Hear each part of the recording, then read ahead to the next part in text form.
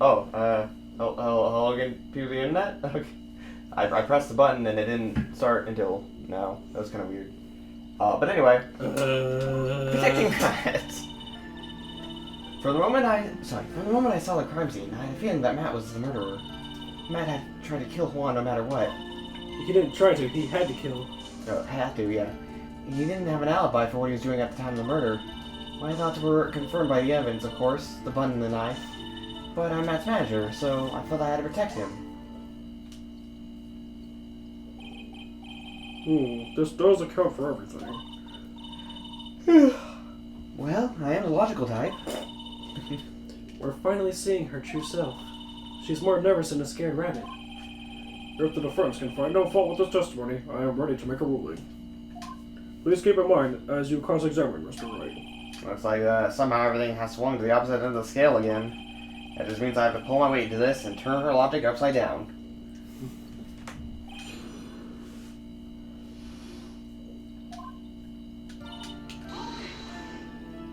Would you say that that was your intuition speaking to you? Don't confuse my methods of reasoning with your own. If you want to prove that someone did something, you're going to need three things. Three things? A motive, an opportunity to commit the crime, and finally, decisive evidence. If you don't think these three things through, your answer becomes quite clear. You should have already known that, Phoenix. They didn't teach us that in school, at least not from what I remember. Sorry. May I continue now? Matt? Oh, sorry. So, would you say that his need come from the press conference? Yes. Do you know why Juan chose that event and that hotel for the conference? Because that is when he could cause the most damage to the public's beloved Matt on Guard. And you knew at this point, didn't you, Miss Andrews? Yes, because I was the one who set up the conference and prepared the costume. But I'm sure Mr. On Guard himself didn't know anything about the press conference. Oh, really? Can you show me any proof that says he didn't know about the press conference? Anyway, the important thing is that this information was not in your testimony. Yes, I agree. Miss Andrews, please correct your testimony, if you please. Yes, we get straws now, are we, Mr. Wright? I know what his motive was, but I didn't have any way to prove I'm right. Has Mr. Ungard done something to hurt you or betray you personally? Why do you ask? You were the one who helped Mr. Corda with his press conference. And that event was supposed to bring down Mr. Ungard, yet you still helped out. The person on trial right now is Mr. Ongard, right? What the witness was thinking, helping the victim with his plan, is none of our concern. In any case, this means that the defendant had a motive to kill. Why do I keep doing this to myself? Because you don't know any better. Right. Too stupid to realize. But didn't you already testify earlier that Mr. Ongard was taking a nap in his room? Are you telling me now that that too was a lie so you cover for Mr. Ongard? I'm not telling you anything of the sort. When I went to get him for the show, he honestly was sleeping. However, as to whether he was sleeping the entire time, that I cannot say. I was too busy setting up the stage at the time. I keep trying, but I can find no flaws with what Miss Andrews has said. I can't say the same for some people here in this courtroom, however. The judge is glaring straight at Mia. He's glaring at you, oh, sorry, that's you. He's glaring at you, smart guy.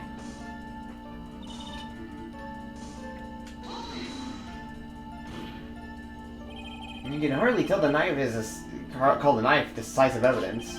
The fingerprints on the knife could very well be a clever camouflage. Then what about the button? The button? It's clear from the crime scene that the victim and his murderer fought, and during the fight, the killer ripped the button from the Jam Ninja's costume. You're talking about this button, correct? That button was found in the pleats of Matt's Hakama, isn't that correct? I would think that it makes it very decisive evidence. Looks like you were outfoxed again, Mr. Wright. Anyway... Sorry, that knife doesn't prove a thing. Please fix your testimony. I can't stand the sight of a man who can't gracefully accept his defeat. Again, it's me, I can still look at me. With an icy stare, yes. She can read your thoughts now? What the fuck? Remember, she's always been able to somehow, I guess. Right, I guess. Miss Andrews, for Mr. Wright's sake, please add this information to your testimony. That button was torn off Jeff Pawn during his fight with Matt. And how do you know that? When the ends of a thread on the button of the costume were matched up, they found it to fit together perfectly, or so I heard. I've heard that before too. But why would Miss Andrews know about this case down to such a fine detail? Don't look at me like that. Just because I'm prepared at you or not. And here I thought I had her this time for sure. There's something to trip her up. It has to be here. But where and what? But I'm at But what you really did was stab the guy in the back, didn't you? And at the worst possible time.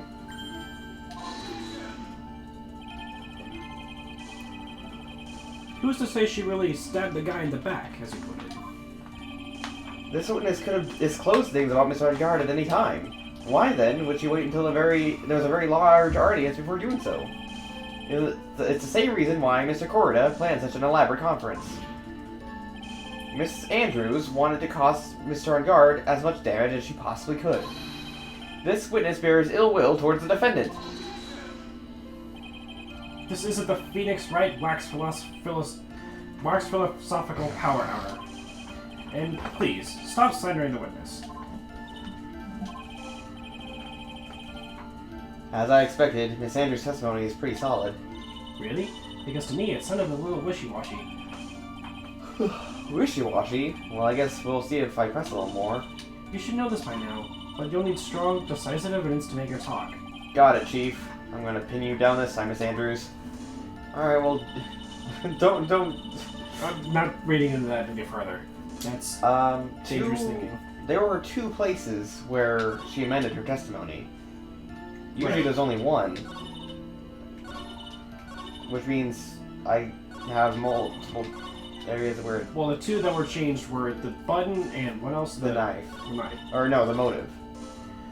He doesn't have a motive to kill because we proved earlier in the testimony with Miss Oldbag. No, before that even. The testimony with Gumshoe. Yeah, that he doesn't have any intention to kill, but when he's entering the room. In fact, we've even proved that Matt wasn't even in the room at all. Yes, but the motive she's talking about is the press conference. Right. He might want to kill... Matt didn't know about it. He can't kill if he doesn't know about something. But we can't prove that he didn't know. We can't? No. I mean, I guess all we have to go on is what he says, but... I mean...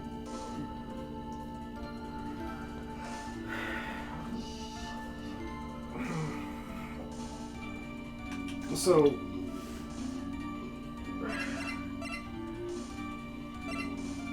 Something about confessing something, maybe?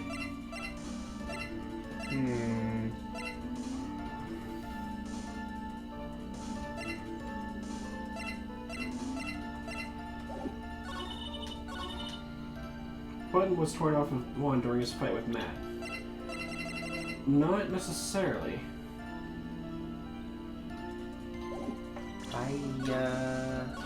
What's your idea? I'm gonna see if presenting the button on this was gonna do anything, but I kind of doubt that it will. Yeah, I didn't think so. Oh, okay. Well, guess not. It was an idea. I don't know why it would have worked, but I mean, weird things have happened. Yeah, maybe it was we could somehow provide evidence, or otherwise have it be proven that, it wasn't Matt that tore it off or something. Maybe.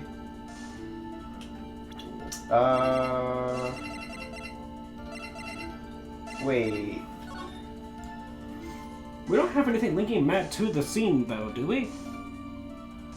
Other than the knife that has obviously been faked to have his fingerprints on it? I mean, they are his fingerprints, it's just that, they're taken from his room. Right, not... So, other than the knife, nothing is linking Matt to the murder scene. What I'm thinking, maybe, the crime photo, because, hear me out, it looks like the button was already gone when he was stabbed. But then again, there's blood on the button, so maybe not. Well, what are you thinking? I was thinking of presenting the photo here. No, that didn't work. Because he goes objection, or how do you know? The music will stop. Oh, immediately? Yeah, the music will stop when he says objection. Okay. Well, let's see, what else do we have?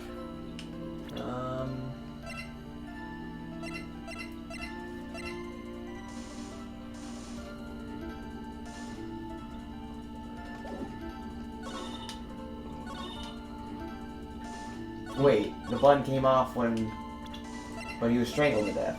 Right.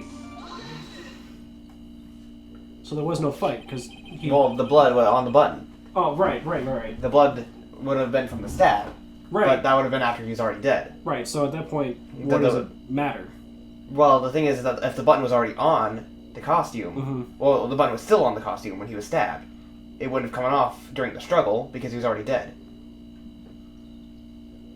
So they're saying that the button came off during the struggle, during the fight.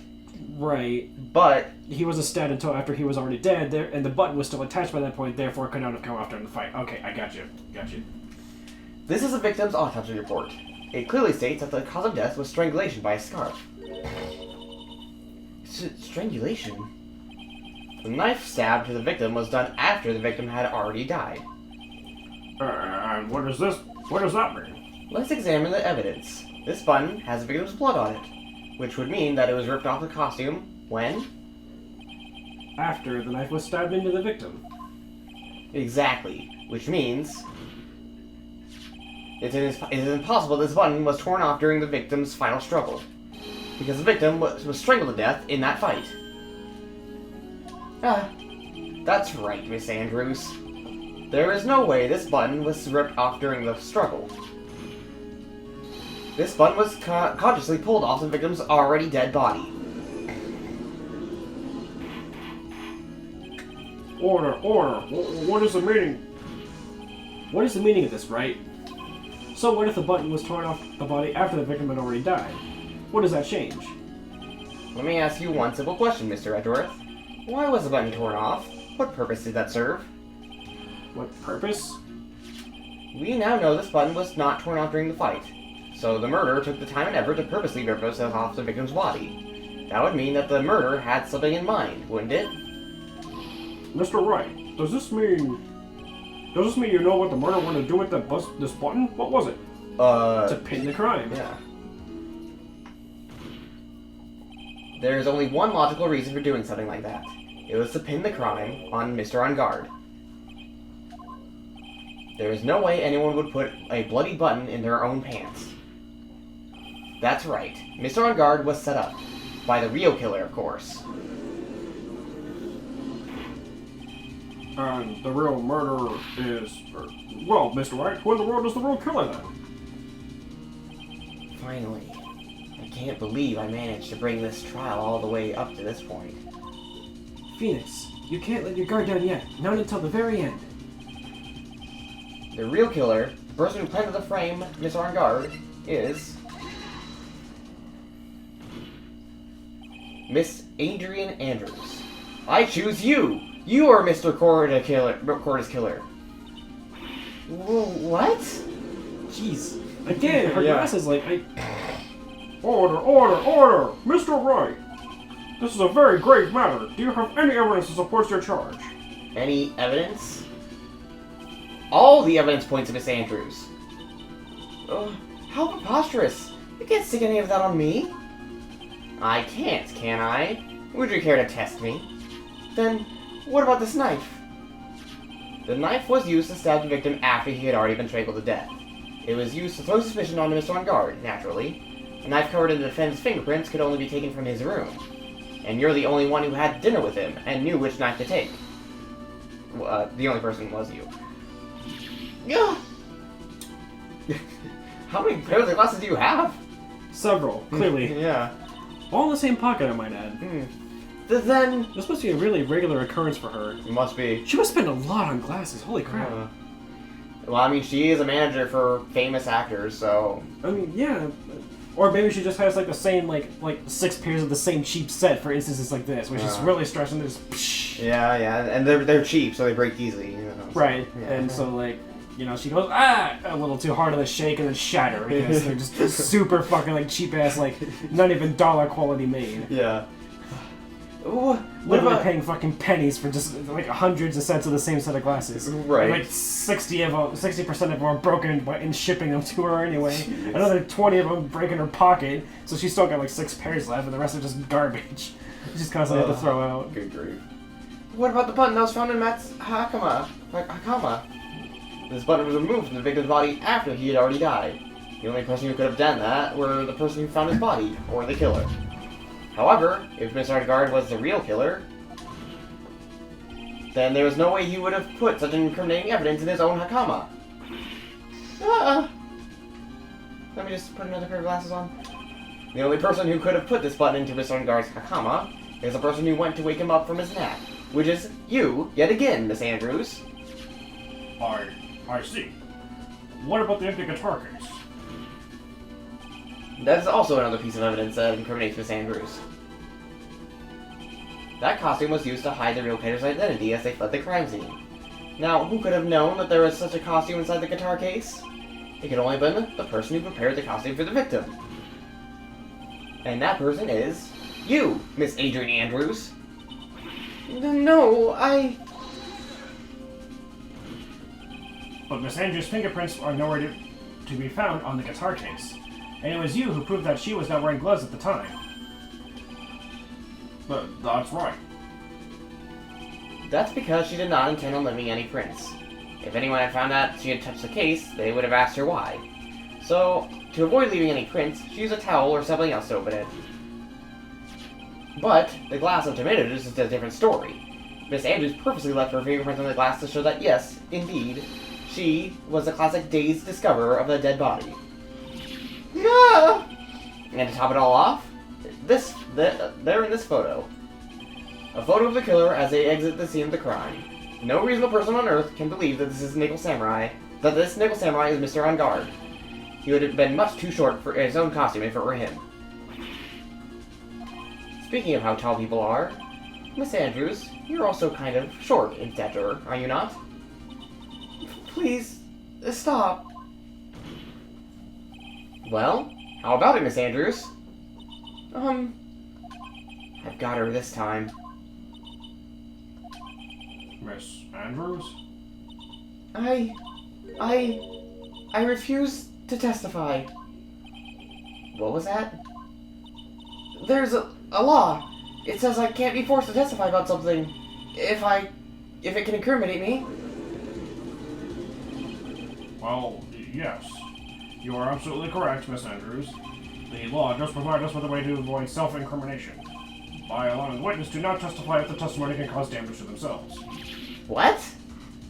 Phoenix, this is why you need to read... Read the books that are on your shelf. Yeah. Pleading the fifth is not something most people would think to do on spot.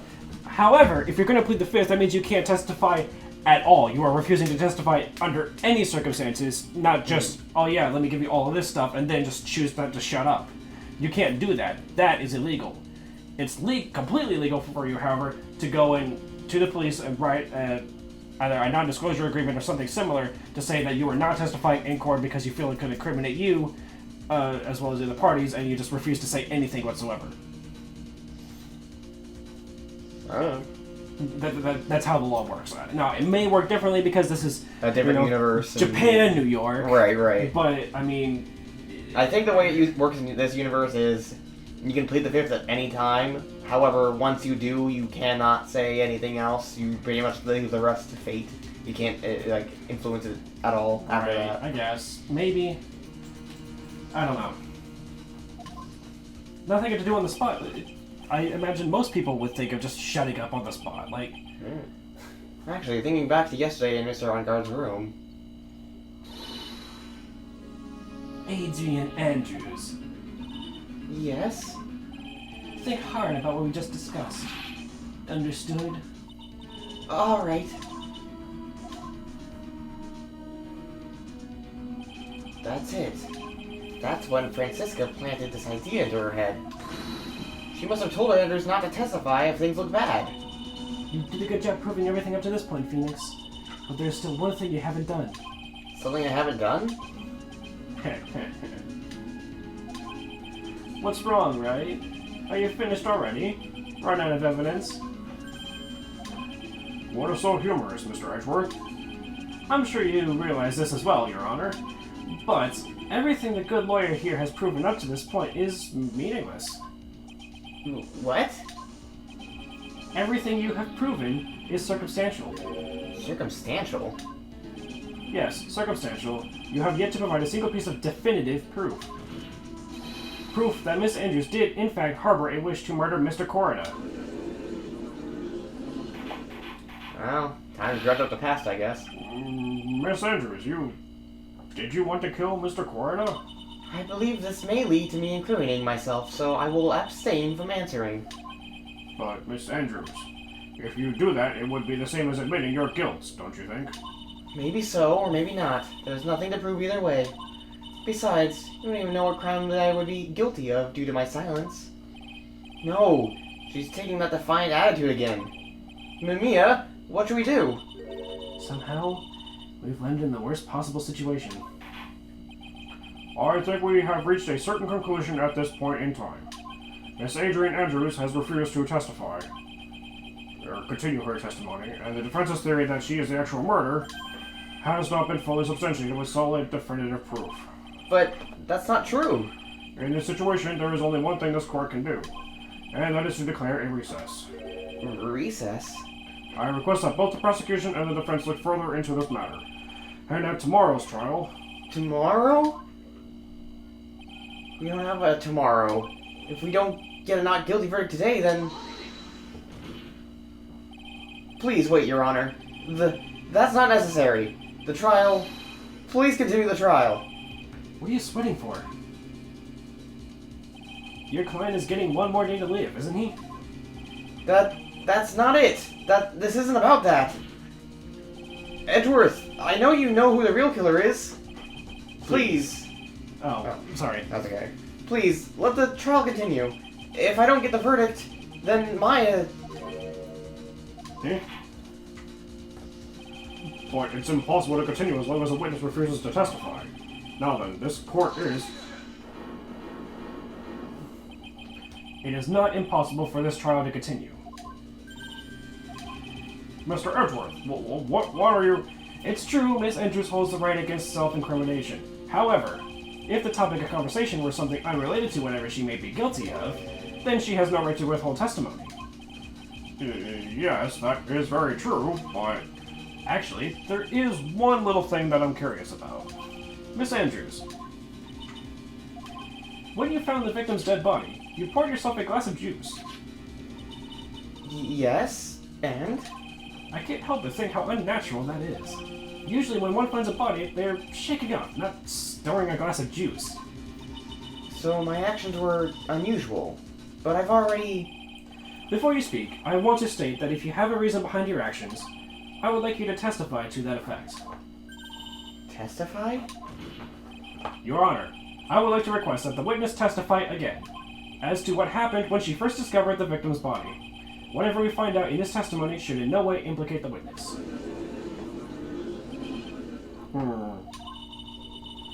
I don't know what it is about Edgeworth today, but I can't get a good read off of him. Is he friend or foe? I just don't know. The court acknowledges the prosecution's request. Miss Andrews, if you please.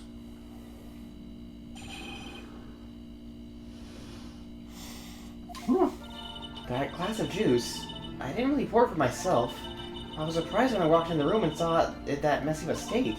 And Juan, he was just sitting slumped over and tired looking in the corner. When I saw him sitting like that, the thought that he was dead didn't cross my mind. To be honest, I thought he just fainted or something. So I wanted to pour him some juice. When I realized that he was dead, that's when I knocked the flower vase over. Okay, that seems more true. Yeah. So you poured that glass of juice for the victim. Why didn't you say so in your earlier testimony? I didn't think I needed to include something so trivial. Phoenix, please be careful here. If you can't find anything wrong with this testimony, then there's nothing left. I know. Edgeworth. What the heck is he going on in that brain of yours? Well, at this point, Edgeworth, he knows something's up. He knows that Phoenix is really worried about something unrelated to Adrian. So he's like, I guess... I don't know what's going on with Phoenix, but... I'm here to support you. Yeah, if he needs to extend the trial, I'll extend the trial. He needs to extend the trial? By God, I need something else. Witness, I need you to testify why you had such the strange behavior of pouring yourself a glass of juice when you discovered a dead body. Okay, sure. Now then, Mr. Wright, you begin your cross-examination.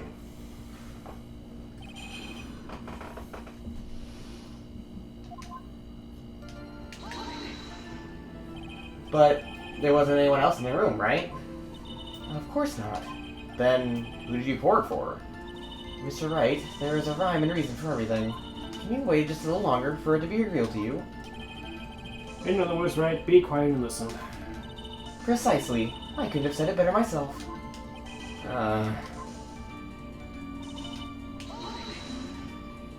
So, it was a mess? Are you sure it wasn't messy because of your fight with Mr. Corda? I understand your frustrations at not being able to prove your theory. However, before you go accusing people of crimes, go find yourself some evidence. And then, what did you see next, witness? He's essentially saying, wait, listen, we're not here to talk about why it was that way. You know, like, she's not implicating herself, we're talking about why she poured herself a glass of juice. She says she found the room in a state of mess. While the idea whether that's unusual or not can be used as part of the rest of the case, she has nothing to do with that at this time. We can't prove it one way or the other, so we're just assuming she doesn't. And one was just tired. Slumped over? Yes, he was just sitting there with his head tilted forward, eyes closed. He really looked like he was sleeping. Is it just me, or did that right there sound a little odd?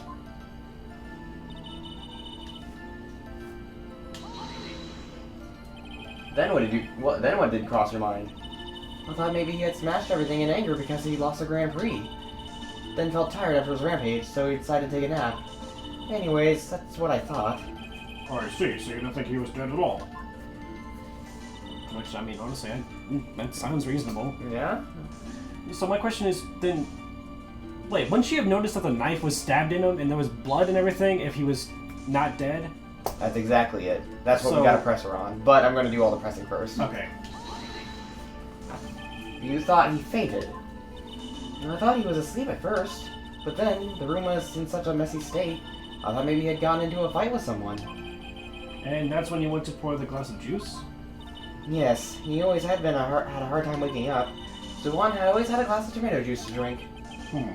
I see. And after that, what happened next? And how did you come to realize he was, in fact, dead? I shook him over and over, but never got a response. So I set the glass down on the dresser and tried to take his pulse. I was shocked and staggered backwards. And knocked the flower vase over. So that's what happened. Yes. This is what it all comes down to. Huh? This is the absolute end for both sides, and Adrian is letting our guard down. Phoenix, now is our best chance yet to kill the prosecution's case. Weird way of wording it, but alright. Isn't that a bit harsh? Miss Andrews, will you tell us the truth this time?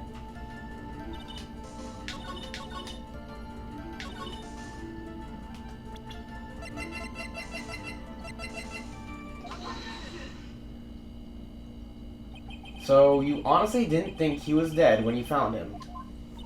No, not at all. Even though this is what you saw when you discovered the body?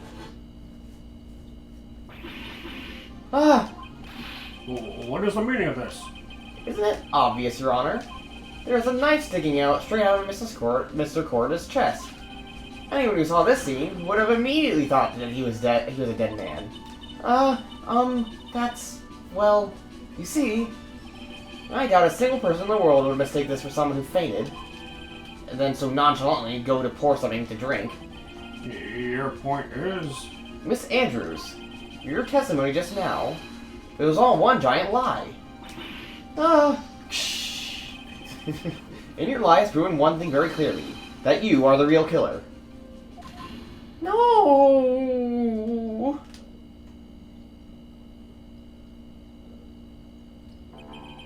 It looks like the defense has somehow brought the ugly truth to light. The defendant, Mr. Matt Ungard, is not guilty after all. But that's impossible. You're wrong. Miss Andrews, try to have some composure. It wasn't me. It wasn't me, I tell you. It was Matt. I swear it. He's the one who killed Juan. But you were the one who refused to testify. And your reason for not doing that was so that you might end up incriminating yourself. That's because... Miss Andrews, I will give you one last chance. What exactly are you hiding that may incriminate you? I refuse to testify. Then there is no need for this court to continue any further. Mr. Matt Ungard's innocence has been clearly demonstrated. Is it over? Have we found the truth at last? What's wrong, Phoenix? Usually the real killer confesses his or her guilt. And now that I think about it, this is the first time someone hasn't. Now then, I would like to hand down my verdict for Mr. Matt Ungard.